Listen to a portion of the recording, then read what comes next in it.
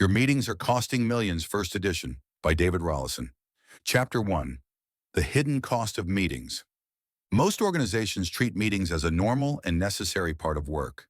They fill calendars, shape days, and define how teams communicate. Many leaders accept the volume of meetings as a natural consequence of collaboration and coordination. But meetings are not neutral. They carry cost. The cost is often invisible, dispersed, and unchallenged. When examined closely, meetings reveal themselves as one of the most expensive activities in any company. They consume time, attention, energy, and decision velocity. They shape culture more than strategy documents or motivational statements. They either enable progress or they block it. To understand the scale of this cost, consider a simple example. 10 people sit in a 1-hour meeting. Each person earns a salary that reflects their role and experience. Even if we use conservative numbers, the cost of that meeting is significant. Now multiply it by the number of meetings happening daily. Multiply again by the number of weeks in a year. The cost quickly moves into hundreds of thousands. In larger organizations, it reaches millions. And this is only the financial cost. It does not include the cost of slowed progress, delayed decisions, diminished ownership, and drained motivation. Meetings also carry cognitive cost. When people are in meetings, they are not doing focused work. They are shifting attention. Every shift requires effort. The brain must reorient, recall context, and adjust focus. Frequent meetings fragment attention, making deep work difficult. When the day is broken into small segments by meetings, people lose momentum. They finish the day feeling busy, yet struggle to name what they have achieved. This produces stress, fatigue, and a sense of inefficiency. It also reduces output quality. There is also an emotional cost. Many meetings create frustration rather than clarity. People attend because they feel required to, not because they believe their presence adds value. They listen to updates that could have been shared in a message. They watch decisions postponed or avoided. They see accountability diluted as more people become involved. Over time, this erodes confidence. People begin to disengage. They attend physically but not mentally. They speak less. They contribute less. The meeting becomes a habit rather than a tool. This is not an argument against meetings altogether. Meetings have a place. Some meetings provide alignment. Some support learning. Some allow reflection. Some create shared understanding. But many meetings do not serve these purposes. Many exist because they always have. They repeat old patterns. They continue without conscious evaluation. They consume organizational energy without producing corresponding value.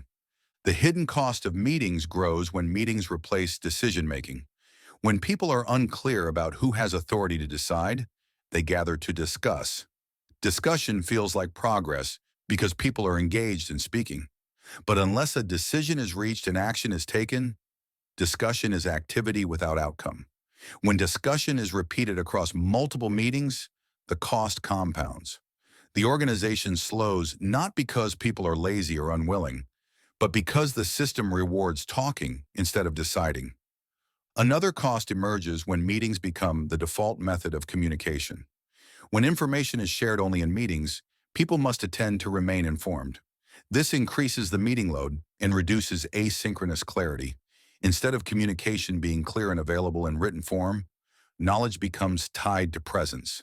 Absence leads to confusion. This creates a culture of meeting dependency. Meetings also shape hierarchy. When the most senior person in the room speaks early or frequently, others wait. They look for cues. They avoid contradicting. They adjust their thinking to match authority. This reduces diversity of thought. It reduces quality of decision-making. It shifts the organization from leadership through clarity to leadership through presence. When decisions depend on who is in the room, the organization's speed becomes linked to availability. Availability becomes the bottleneck. There is also the cost of symbolic behavior. Meetings send signals about what matters. When meetings are long, frequent, and unfocused, they signal that clarity is not required. When meetings include many people who are not needed for the discussion, they signal that time is not valued. When meetings are scheduled without outcomes, they signal that outcomes are secondary. These signals shape culture. Culture shapes performance. To see the cost clearly, Leaders must examine their own calendars. Many leaders find themselves in back-to-back meetings. They spend more time reacting than directing. They become coordinators rather than strategic leaders. Their time is consumed by discussion rather than thought. If a leader's calendar is full of meetings, the organization cannot move without them.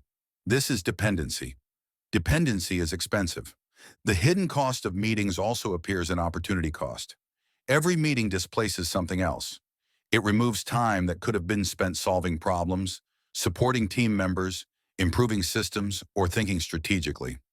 When people say they do not have time to improve how work is done, what they often mean is that meetings have consumed the time available for improvement. The organization becomes trapped in a cycle of maintaining rather than advancing. Yet the cost is rarely acknowledged. This is because meetings feel productive. They create the appearance of coordination. They allow people to feel included. They create the sense that something is happening, even when no progress is made. Activity is not progress. Presence is not contribution. Speaking is not leadership. These distinctions matter. To change how meetings function, the organization must begin by recognizing their true cost, not just in money, but in attention, energy, momentum, and culture. When the cost is visible, it becomes easier to ask necessary questions. Does this meeting have a defined purpose?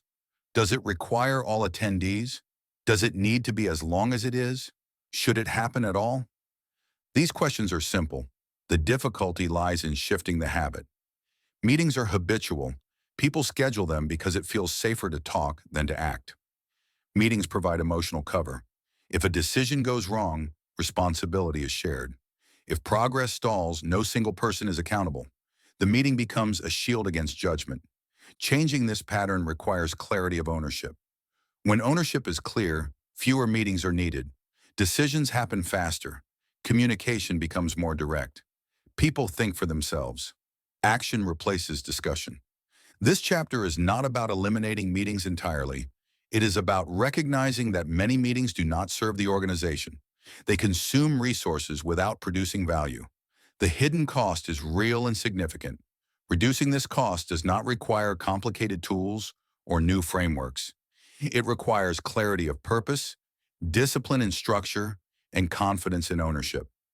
Once the organization sees the cost clearly, change becomes not only possible, but necessary.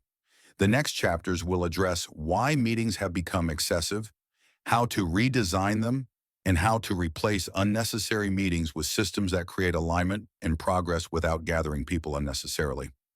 Meetings shape the organization. If they are thoughtful, structured, and purposeful, they strengthen performance. If they are habitual, unfocused, and frequent, they drain performance. Understanding the hidden cost is the first step to reclaiming time, attention, and capability.